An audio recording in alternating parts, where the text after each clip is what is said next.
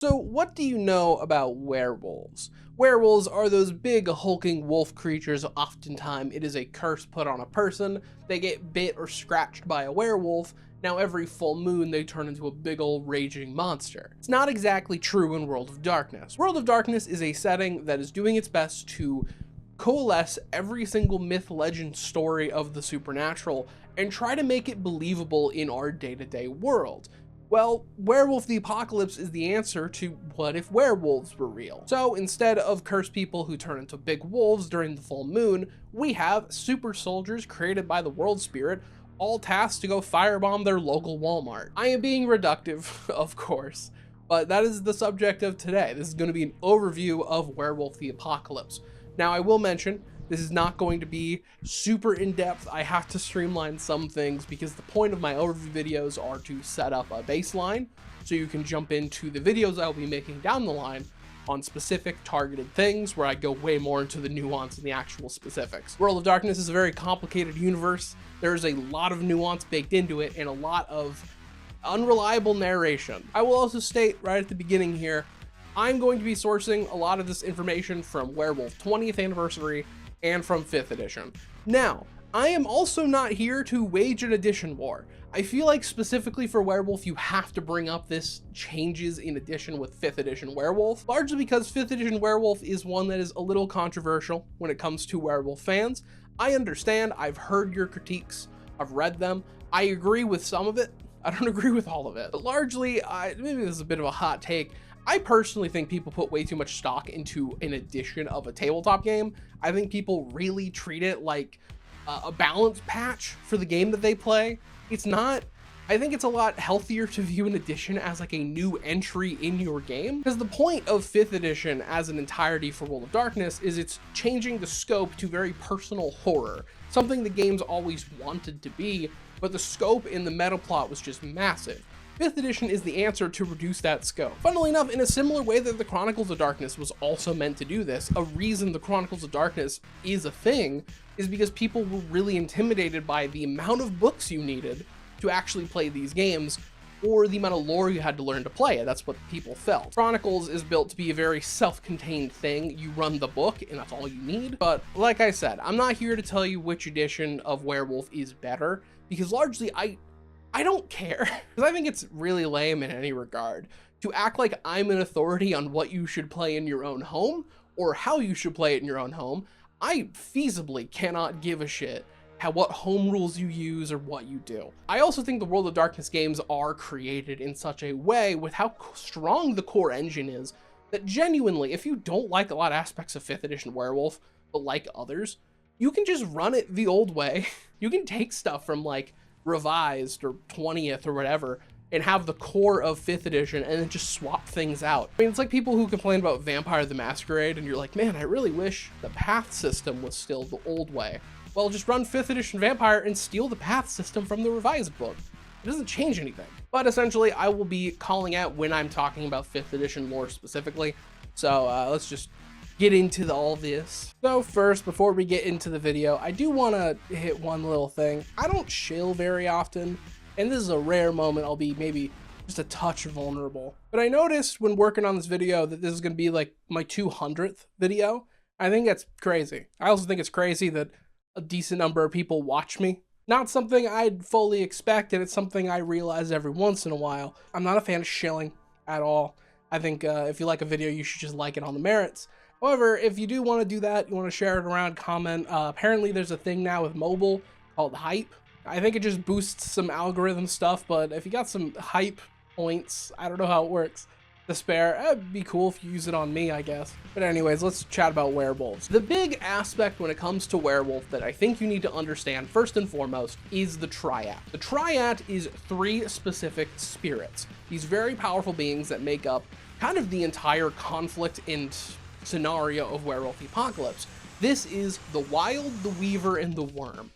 In tandem, these 3 spirits operate like the cycle of life and death. The Wild is creating raw chaos. It is from nothing, it creates something that then the Weaver takes and forms into a structure. It spins its web, it maintains, and it creates order from chaos, and then eventually the Wyrm breaks it down back into nothing. It is that cycle of life to decay. I think it is important to mention that these spirits are not like people. They're not like a personified person who's just like, hey, what's up? I love creating things. They're spirits that are like the embodiment of a concept and of a just raw force of nature. In that way, I wouldn't personally classify any of these three spirits as good or evil.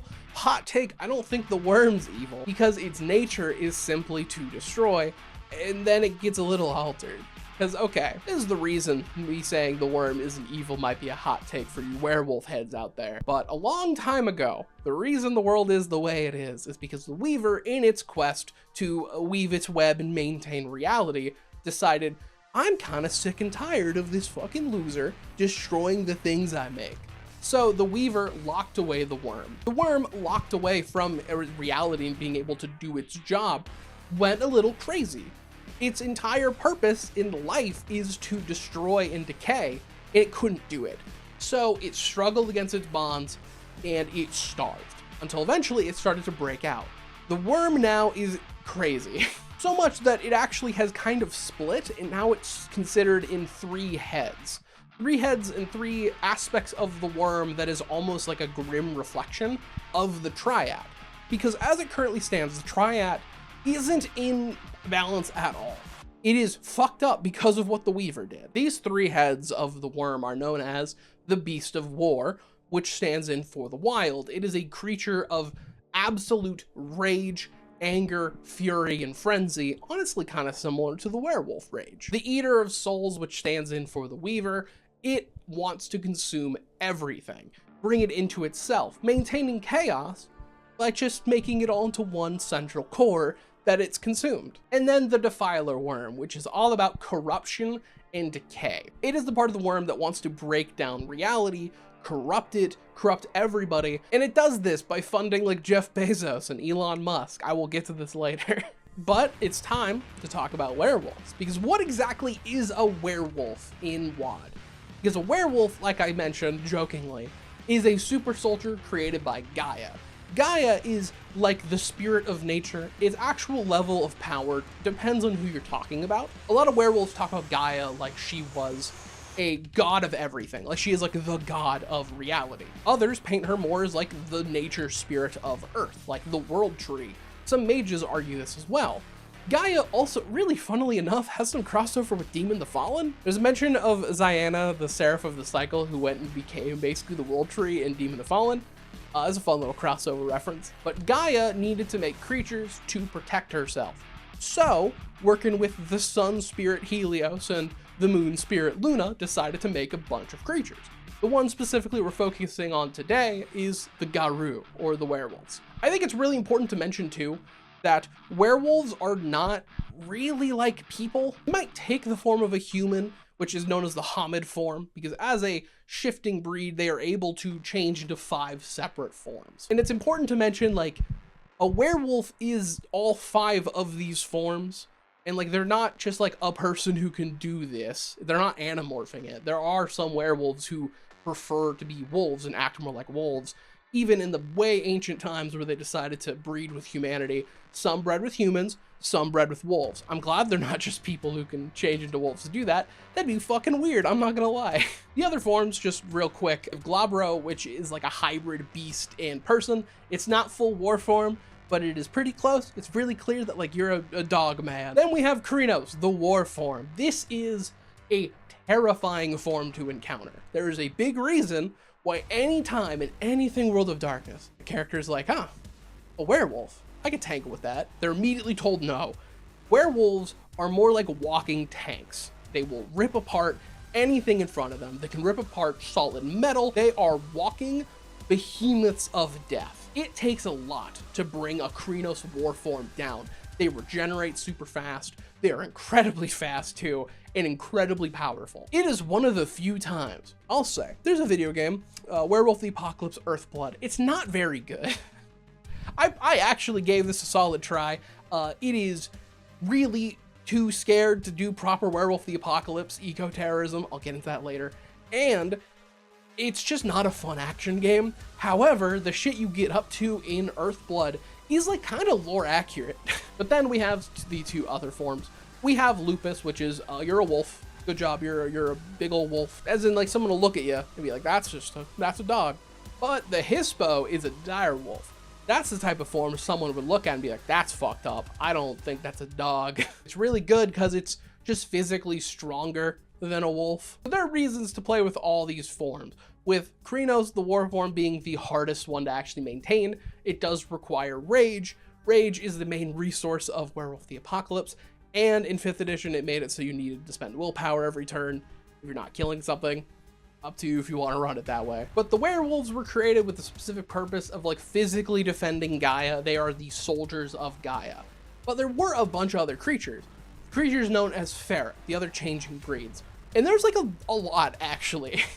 Because like in Africa, we have Basets, we have werecats. There are werecrows known as Koraks. There are Kitsune in Asia, where they're fox werewolves. Each one of these creatures had their own part to play in actually helping Gaia. Like the Koraks, for example, were meant to be the eyes of Gaia herself. They were informants. The problem is, the Garou kind of believed they were on top. They believed that they could do all these jobs themselves. They also wanted to just rule over the other Pharaoh. This created a situation known as the War of Rage, where a long ass time ago they fought, and a bunch of these Pharaoh are actually extinct. Because this is World of Darkness, and in World of Darkness, the main things you're playing as are not good. They're not good people. There's not really good factions. Everyone sucks. And the War of Rage is, no matter how you spin it, it was the Garou's fault. They were the aggressors here. Which, speaking of aggression, humanity. There are a lot of tales of the dangers of shape-shifting creatures. The reason for this is because humanity had a very, very bad time when it comes to werewolves. As I'm describing all these things about what a werewolf is and can do, especially with the war form, you might be thinking, how do we not know in WoD that werewolves are real? It sounds like a lot of people would notice when someone turns into their war form. Well, ancestrally, humans have a fear of werewolves. This is known as delirium. When they see a werewolf turn into their war form, they are hit with pure fight or flight. Actually, based on their willpower, there's a fun table for it that will actually determine what a person does, because they could freeze, they could run away, they could try to fight you. The reason for this is a thing known as the Impergium, which, depending on your edition, changes when it is. A lot of times this takes place in prehistory.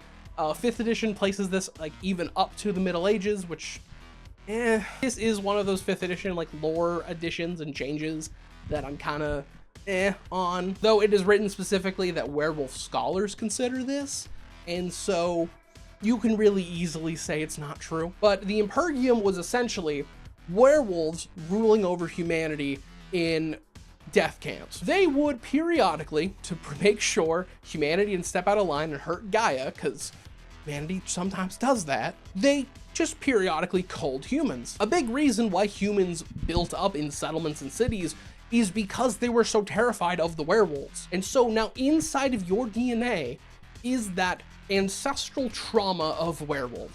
So that's what causes delirium. After the delirium ends, the mind will work to just try to justify what they saw and try to justify that they're not seeing it. Even if you actually see like a photo of a werewolf in war form, you will immediately be like, that's photoshopped. That can't be real. Like your brain physically cannot allow you to believe in werewolves unless you are supernaturally affected or of super high willpower where you can resist it. But I will say these plans of the Garou kind of backfired, because these very violent times, the War of Rage, the Impergium, all it really did was feed the Wyrm. This is considered, especially the War of Rage, as like the first domino to fall in what is right now, where the Wyrm is very clearly winning this fight. This became worse and worse as the modern day came.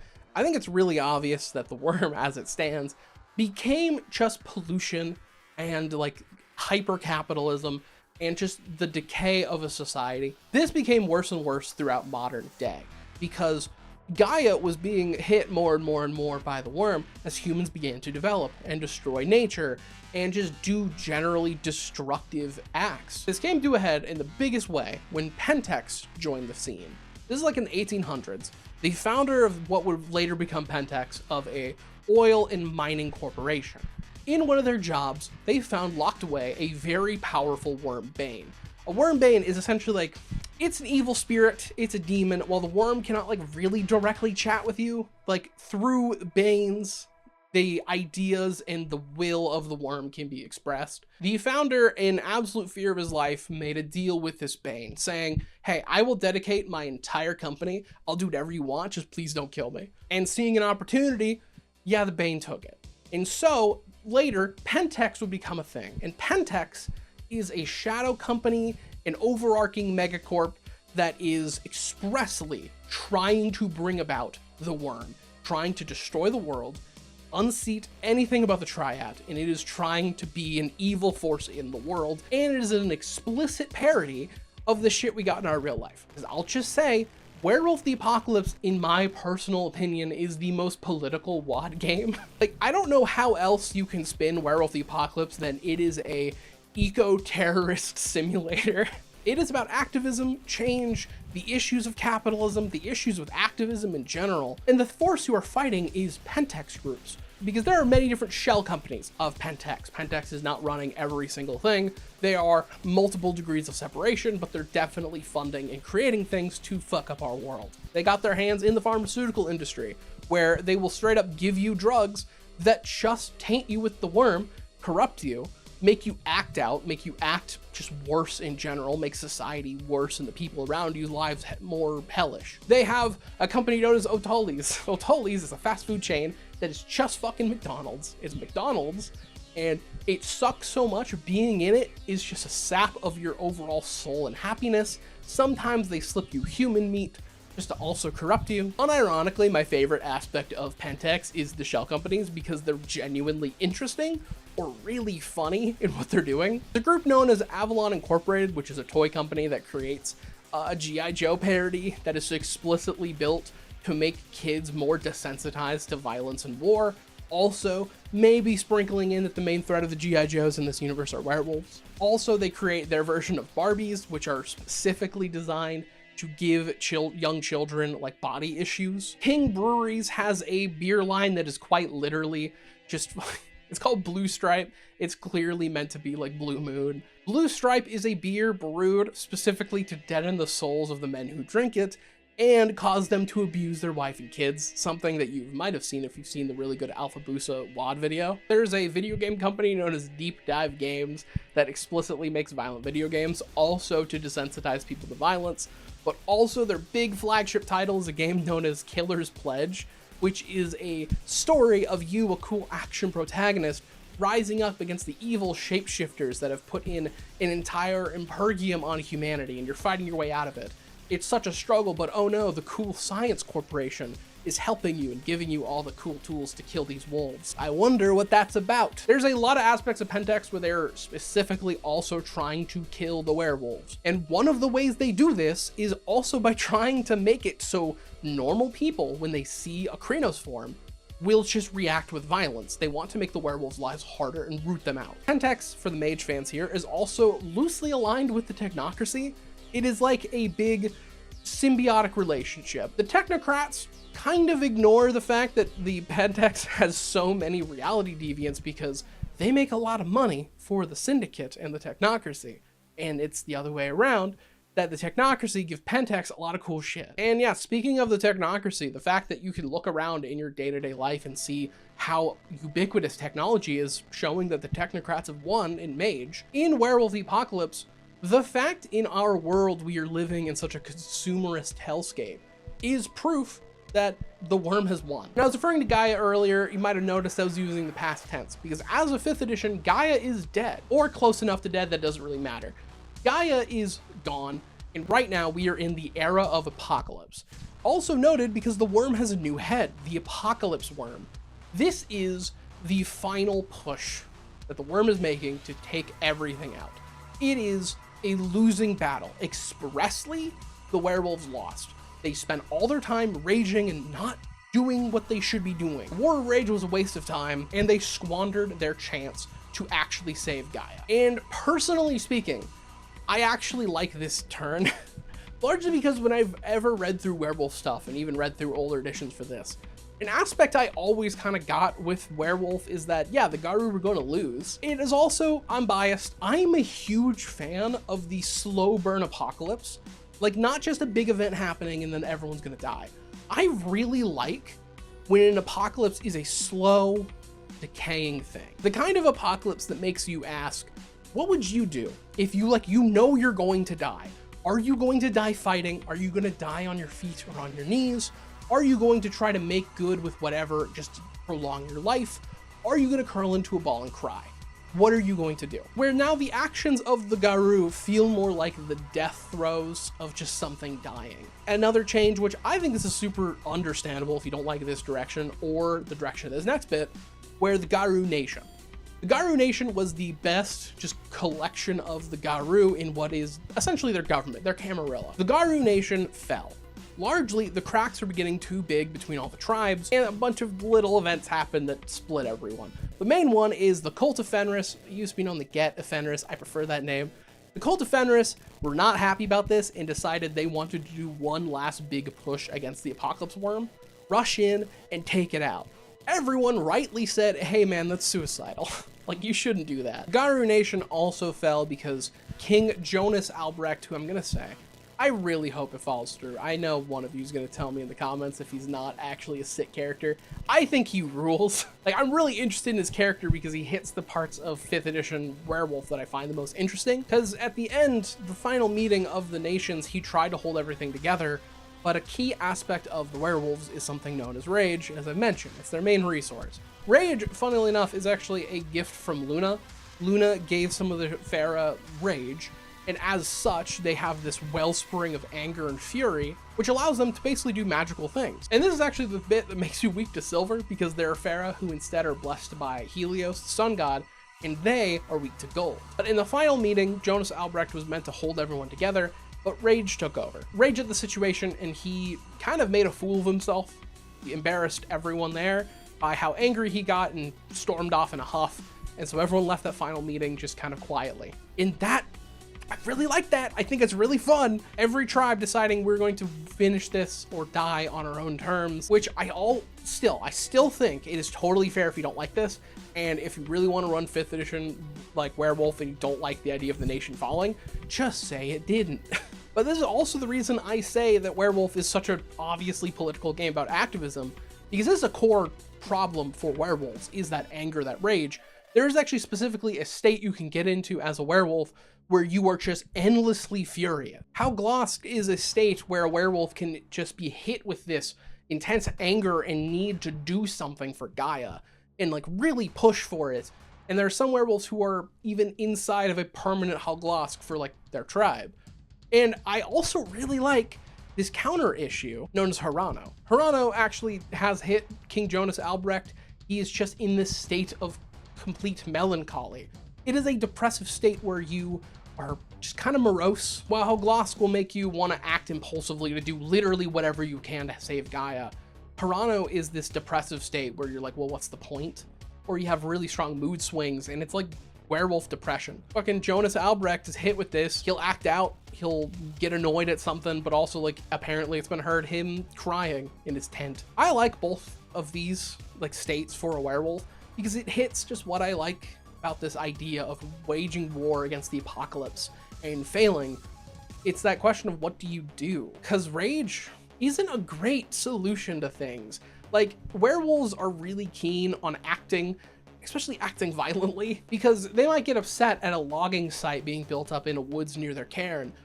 But like, killing those workers isn't going to do anything. The decisions are made by different people, and to actually fundamentally change something, you have to do it slowly, incrementally, and thoughtfully. You have to replace the system, because as people, we just kind of live into corruption. The main day-to-day greed of humanity that allows us to just kind of hang out in those gilded edges that capitalism gives us, grow just fat off of the fruits of corruption, which, as you can see, worm corruption is pretty nice. I beat you to the joke, bozo, get red. Also, I do YouTube. This is worm tainted of an industry. I refuse to believe I'm in anything else. I mean, it is this part that I find the most interesting stories you can tell with Werewolf. But I will say, I am saying this from a perspective where I've never been in a Werewolf game. I've never run Werewolf. I've never played it. The games I have the most experience with is Mage and Vampire. So I am curious for the actual storytellers out there who run Chronicles. I am curious if, am I saying something that's completely out of line here? please let me know like what your central campaigns are about. I'm curious. But anyways, that's the overview good. I'm going to talk about the tribes now. So with the tribes and how they function has changed when it comes to 5th edition. This also is a really important moment to reiterate how WoD canon kind of works. So one aspect of World of Darkness canon is each book, basically, if it's overwriting something beforehand, that is how it's always been. The thing from the old edition, that's never been the case, and then this new way is the whole thing. It's the big reason I keep saying you should treat editions like different games. The main huge change when it comes to the tribes is that it is not genealogical anymore. Werewolves are not a thing passed down hereditarily. It is now a thing you can awaken to. There are people who have the capacity to transform and shapeshift for the very first time, and in 5th edition, how it now works is instead of your totem and like the line you descend from, basically, you have a patron spirit, and that patron spirit is a creature that you personally appease to, and you can join their tribe. This is a change I am largely for, with some caveats. I think with a lot of the aspects that World of Darkness has with the werewolves, I think this was kind of needed. There were just a lot of elements that kind of aged poorly. Very like pure bloodline and a lot of disgust at mixed breeding, which is just a little weird. And on the other side, I think this is a really interesting way to open up these tribe concepts and have more stories you can tell with them. Because personally speaking, I find the story much more interesting of why you would actively join a tribe rather than acting a way you were born into. And even more, another aspect this cuts out is the concept of the menace. Essentially, it's what happens when two werewolves breed. They have a kid, and it's an inbred werewolf that's born in Krynos form.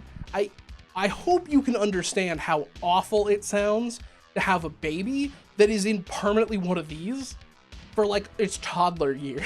The problem comes in with the menace is like a real indigenous group in Canada, and using the term, I believe White Wolf used the term because it's what it meant.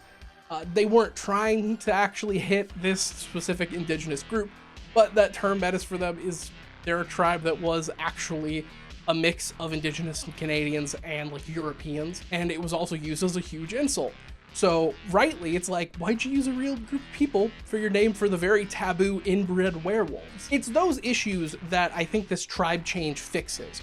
On the other hand, I think we've lost a good few things that make some of the tribes less compelling, because the cultural aspect of a lot of these tribes was fun. I don't think they fully hit the mark with solving this problem. I think you could really easily keep some of those cultural ties while also making it not hereditary. Like take for example, Vampire the Masquerade. The lore has a lot of these clans ranging from different groups of people. That's where they originated from. Clan Ministry, the followers, the set, whatever you want to call them, are largely Egyptian in nature. That's what they used to be. It's now way more open, but that Egyptian theming is still there. If I was to solve this problem for the game, I think an easy way to do it is keep the change. Werewolves is not a hereditary thing. However, a lot of the camps inside of like each of these tribes, there are individual little camps, sub-factions, largely fleshed out in the older editions. But I don't see why you can't just have a large group of a camp still exalt a lot of those old aspects. Like that's where the tribe came from, say like Native America or like the Asian steppes, like a place like that. A large number of them might still come from that background, so they can gather around. But also if you just really like the motives and the beliefs of that tribe, you're able to join. I think there's a happy balance that White Wolf and Paradox didn't want to cross. This personally is my biggest critique of 5th edition Werewolf, and it's one that I understand altering. I largely like a lot of the things 5e does, to be very honest. This is a misstep where I think they could have handled it a little better. But let's hit the first one on the list. We'll take it in alphabetical order. Again, this is gonna be very streamlined. Please bear with me, because each of these tribes I hope to make a video on in the future. The first one on our list is the Black Furies. The Black Furies had a pretty big change when it comes to 5th edition. I like this change, to be very honest. The Black Furies originally were very Greek inspired. They are the Greek Amazonians. They are all women, very, very radical in their beliefs. A big focus of them was avenging a lot of the injustices women face. through violence. You mistreat a woman, you beat your wife, something, you're gonna get a werewolf charging at you. The large change when it comes to 5e is one, they're not fully Greek inspired. They're not opened up so you can be a man inside the Black Furies. Originally, also, this was the thing with the Metis. The only men that were in the Black Furies were the Metis. But now their big thing is standing up for any injustice to anyone weaker than you. Largely fighting against the Wyrm corruption that is just committing hate crimes towards oppressed groups and oppressed people. And still, the Black Furies are a very violent group, as they're one of the clans that's noted to want to charge in and just get violent. They used to serve the totem of the Pegasus, and now their patron spirit is the Gorgon, which I do like that change too, because the Gorgon is actually a reclaim symbol that has some good meaning. Again, I think the core change is interesting, but a large way you could put the Black Furies is if there's a glass ceiling, they are going to break it violently. It is important to mention, though, not every tribe is Gaia aligned. Some are actually working for the Wyrm, where we get to talk about the Black Spiral Dancers. These are like the bad evil werewolves who hang out with the Wyrm. They originate back in the day in Scotland. The tribe was known as the White Howlers, and they were fierce warriors. Also, they had a funny old rite of proving where you would go into the Umbra and fight monsters. Their favorite place happened to be a location known as the Spiral Labyrinth. The Wyrm obviously had its sights on them, slowly corrupting them and making them now fully Wyrm aligned, and they hate Gaia. There's actually a pretty wide amount of reasons, some of which in older editions having more nuance, but largely the Black Spiral Dancers are insane. Spending this much time in the Black Labyrinth just sent them spiraling. One of the things they love doing is fighting other werewolves. They work with Pentex sometimes, and they're just the bad werewolves. The actual core belief system, like I said, does change. In older editions, this was written a lot more like they were reveling in a victory they believed they had, and were just having fun being evil and crazy. In 5th edition, instead, they've become essentially accelerationists. They are extremists who believe, rightly, that Gaia is dead, so their job is to just accelerate the decay and the end of the world. This shit's going too slow. We need to put it on 1.5, 2.0. We need to speed this along. I also think it's important, don't picture them all as big old berserkers, as some Black Spiral Dancers are actually like executives at Pentex. The Bone Gnawers are, honestly, one of my favorite tribes. You can put them similarly to the Nosferatu and Vampire. Bone Gnawer is I feel like I'm saying that wrong. Weirdly, it's a strange thing to say repeatedly. This is like an insulting term because obviously you're not getting the good meat, you're gnawing on the bone, but these are the werewolves that are like the underclass. They're the overlooked. They are also very urban. Their totem and patron spirit is the rat, and I think it's really funny. A lot of the patron spirits and totems are categorized as like different classes. The rat one is a warrior type, and the rat preaches that you should outnumber your enemy or beat them through trickery and subterfuge. I really like it. But the Bone Gnawers are kind of like informants in the underclass of society. They're the ones who are hanging out in the sewers, digging through trash. If you need something, they'll find it in a trash can. They're also not looked upon super highly because in their urban environment, they're also really like human aligned. They're probably the kindest to humanity.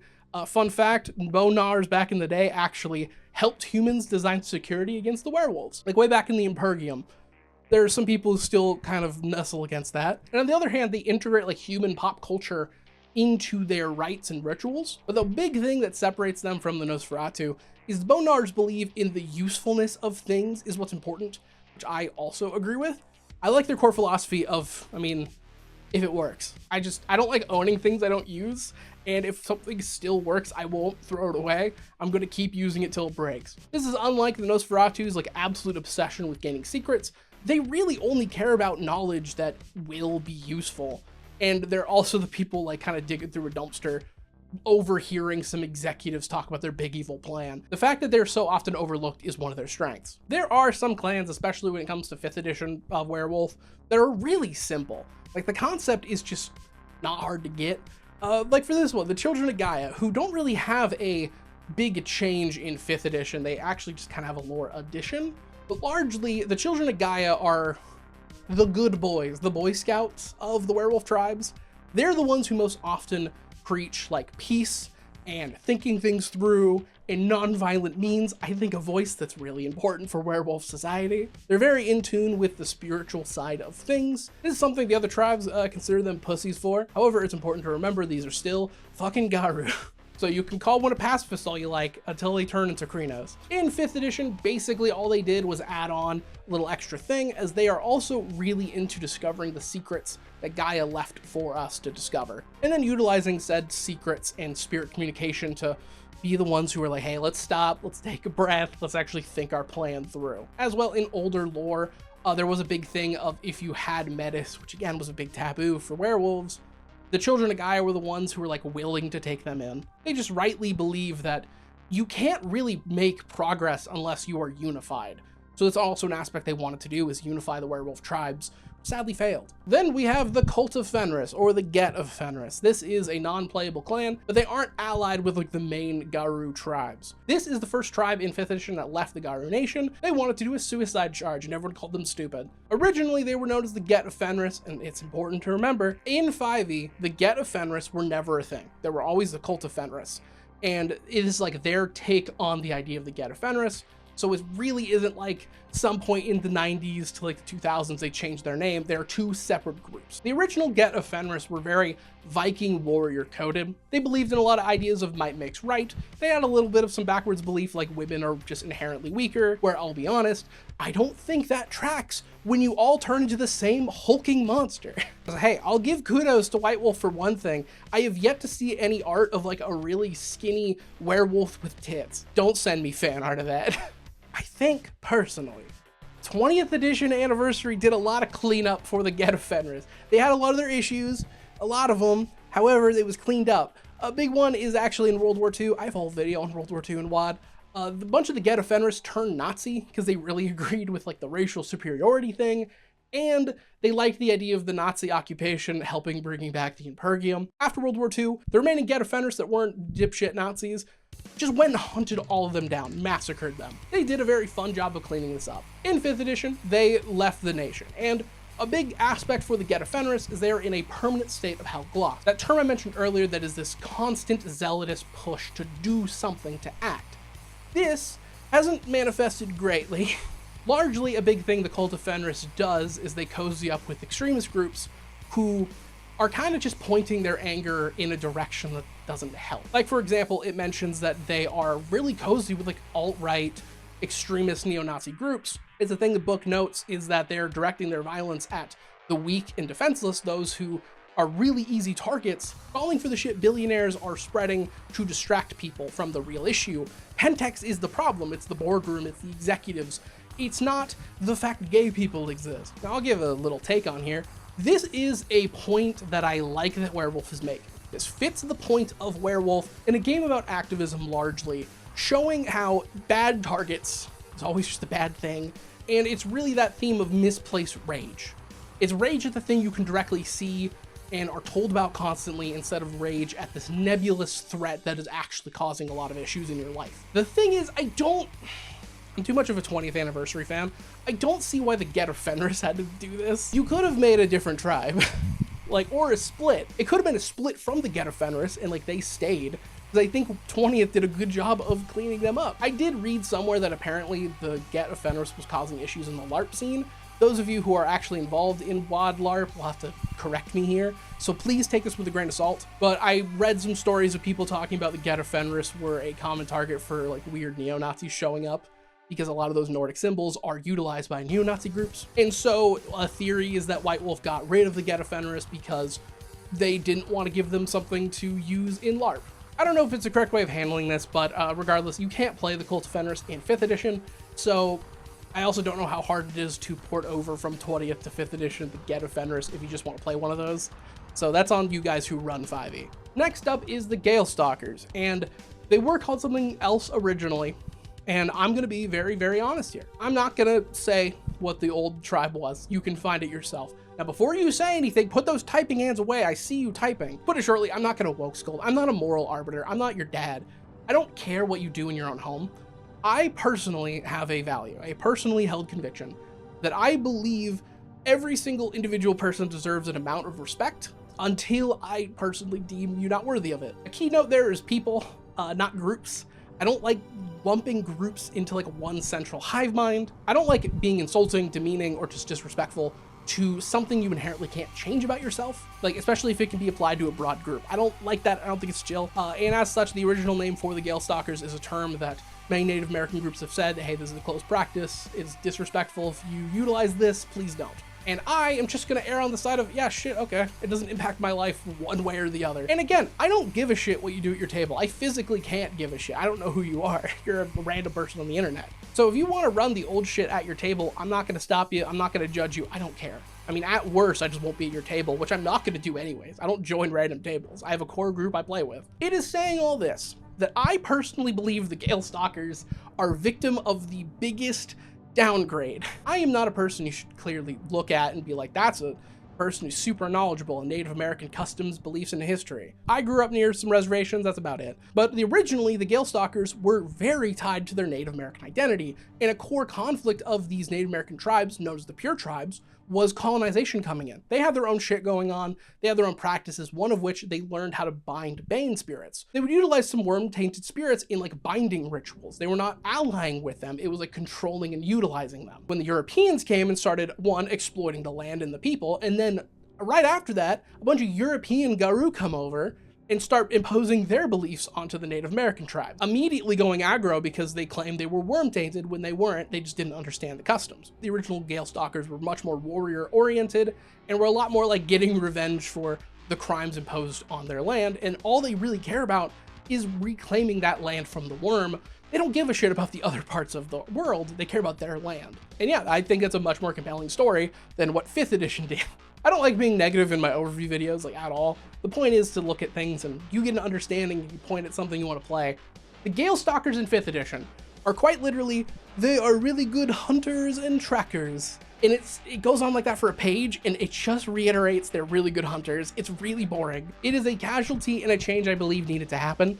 However, man, this is so much less compelling. I wish they had something else. I wish they had a little bit more meat on their bones.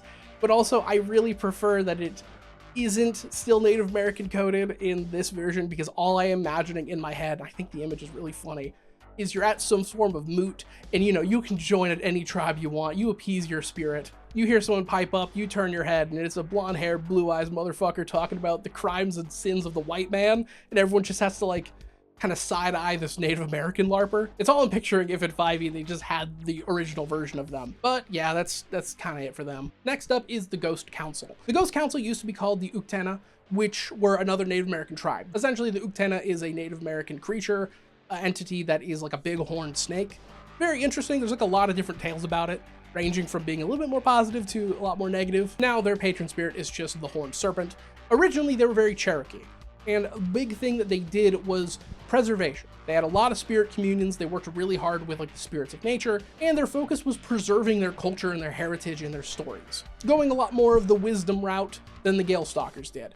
I think, personally speaking, in 5e, they're a little bit more interesting than the Gale Stalkers, because in 5th edition, they added more of like dark mysteries and dark secrets that they find and like finding out. It is still incredibly simple in 5th edition, like the Ghost Council is really just knowledge, wisdom, and spirits.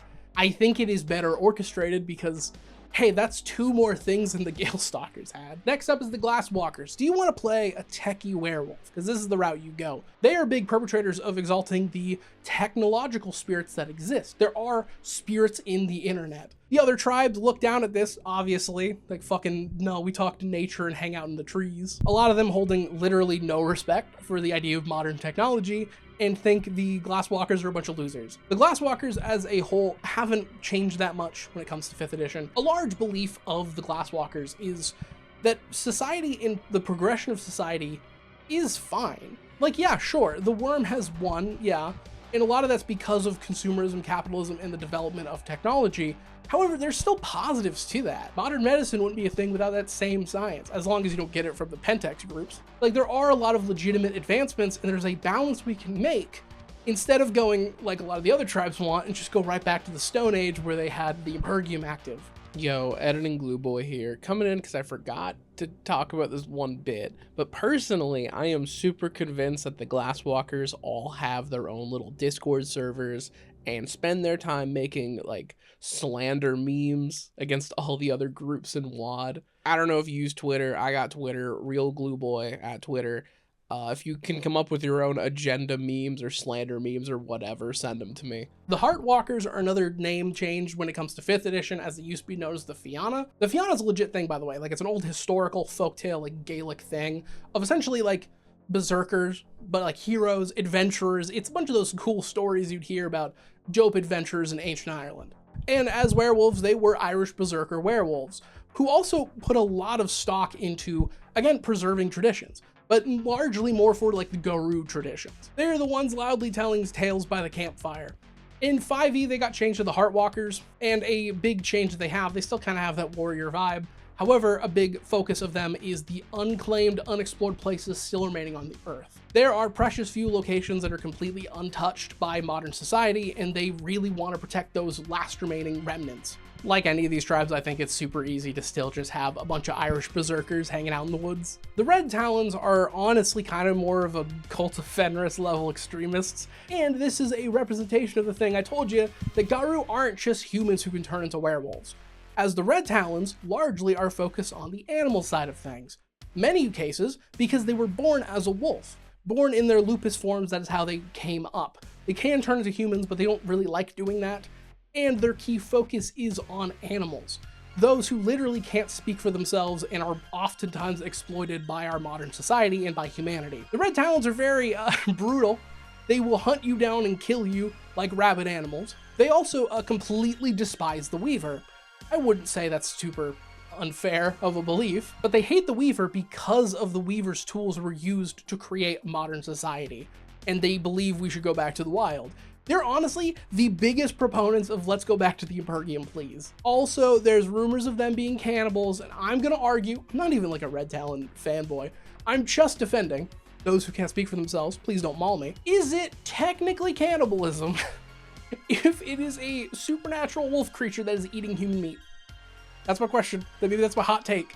The Shadow Lords are like the Ventrue of werewolves. They are the dark nobility. They are the manipulative political dickheads in the night. While other werewolves play their violent schemes, the Shadow Lords are scheming and planning, and they believe power comes in many different shapes and sizes, like money, for example, or political might. They are honestly the ones who are very focused on that idea of like, let's do some real change, because you're not gonna get change of this mining company in the local area unless, say, you do a forceful merger, maybe do a little bit of, you know, corporate espionage, and some werewolves are moved in the right places to kill the right people. They believe in a lot more of those subtle games of manipulation, and are often the very first people who tell the other Garou to fucking cool your jets and let's stop and think about this before you get us all killed. The Shadow Lords are also very focused on rooting out worm taint, as they like having spy networks, especially in Garou society, because they really like, they'll often do very vocal and very obvious investigations on you. So a lot of people don't really like them already because they're stuck up assholes, but because like the guy digging in your shit and is being all aggressive, like, what, you got something to hide? Why are you upset at me? Are you hiding something? Are you worm tainted? Though they do have a decent track record of actually rooting out those who have fallen. The Silent Striders are my other favorite tribe in Werewolf. I love the vibe. Largely, they're a very nomadic tribe. So nomadic, they're not even really organized. They're like individual Silent Striders. Silent Striders are also very tied to like the underworld, the Umbra, but largely they are travelers. A life of like basically exile. They wander around, they go from like camp to camp, cairn to cairn, and they're also, like, as their name kind of implies, very silent. They have this reputation of when a Silent Strider tells you something, it is something of worth. There's a reason you should listen when one starts to speak. Also, because they do so much traveling, oftentimes they kind of play mailman. They will deliver important messages, information, or just rumors to different cairns. Also, just here's a really fun fact. There's a Silent Strider book that talks about, like, they had interactions with Jesus and Muhammad, and Jesus in particular is really funny because Jesus had an AoE field that was like an anti-worm field. So a bunch of Silent Striders just kind of followed at the edge of that AoE. And whenever like a worm bane just got stun locked by the AoE from Jesus, they would go and kill it. Which is so like, it's so MMO, so video gamey to me. I love that lore point. It's one of my favorites. The Silver Fangs aesthetically are one of my favorite tribes. Of like all the things I've said are my favorite, they're like in my top 3. And I'm talking about the old art. This is a nitpick. Again, I don't like being super negative about stuff in these videos.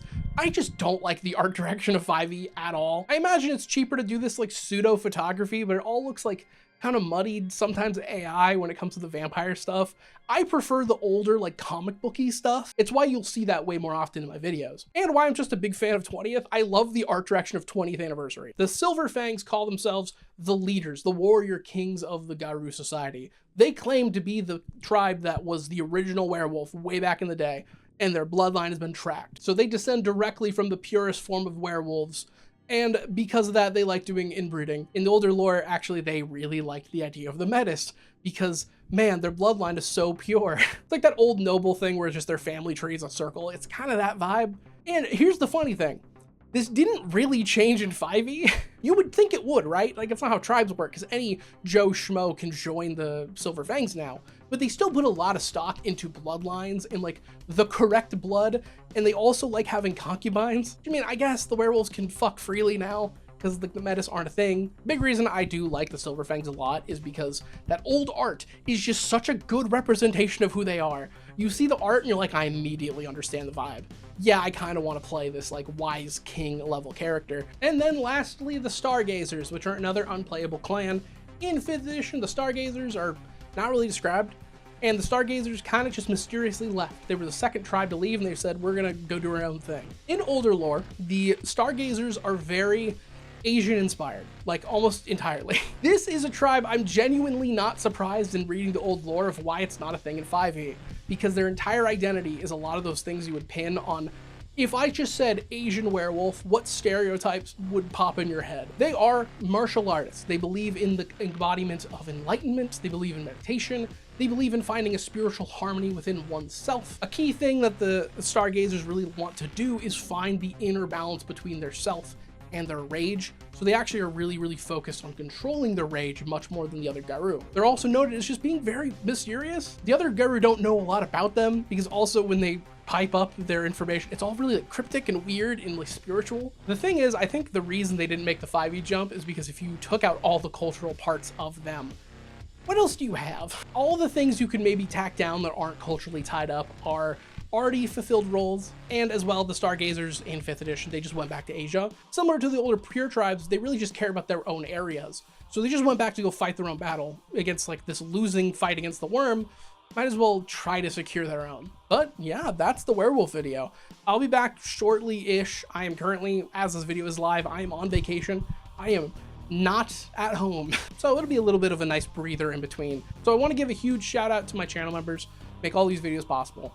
Greatly appreciate your guys' support, and a huge shout out to my top tier channel members, that being Eric Sheriff, Megas Cadron, Pork Chomp, and Czar Shadow. Thank you all so much. The fact you guys have been doing it for this long too is crazy. But yeah, like, comment, subscribe, share video, tell me about your werewolf games. It'll be a fun thing to read in like car and plane rides. Anyways, see ya.